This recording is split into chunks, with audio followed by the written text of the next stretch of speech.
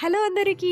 ఈరోజు మా అమ్మ సింపుల్‌గా అయిపోయి అండ్ చాలా టేస్టీగా ఉండే కొత్తిమీర నిల్వ పచ్చడి చేసింది. సో, ఆ పచ్చడి రెసిపీ ఎలా చేసిందో చూసేద్దాం.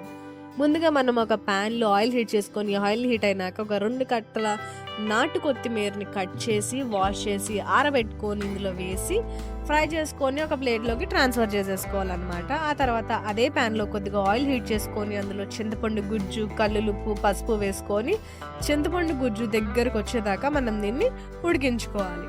ఇప్పుడు దీన్ని కూడా పక్కన పెట్టి, ఒక ప్యాన్‌లో శనగ నూనె వేసుకొని, పచ్చెనపప్పు, మినప్పప్పు, ఆవాలు అండ్ జీలకర్ర వేసుకొని కొద్దిగా ఫ్రై అయినాక మనం క్రష్ చేసుకున్న వెల్లుల్లిపాయలను వేసుకొని 4 ఎండుమిర్చి అండ్ కరివేపాకు వేసుకొని ఒక 2 నిమిషాల పాటు మనం దీన్ని ఫ్రై చేసుకోవాలి.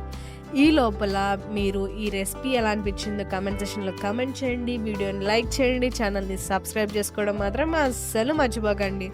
ఇప్పుడు ఒక మిక్సీ జార్‌లో మనం ముందుగా ఫ్రై చేసుకున్న కొత్తిమీర అండ్ చింతపండు గుజ్జుని వేసుకొని గ్రైండ్ చేసింది ఒక బౌల్‌లోకి తీసుకున్న తర్వాత అందులో ఆవపిండి, మెంతిపిండి, కారం వేసుకొని కలుపుకొని మనం ముందుగా ఫ్రై చేసుకున్న పోపు దినుసులను వేసుకొని అంతా బాగా కలిసేలాగా కలుపుకొని వేడి వేడి అన్నంలో ఈ పచ్చడి వేసుకొని తింటే భలే ఉంటదనుకోండి.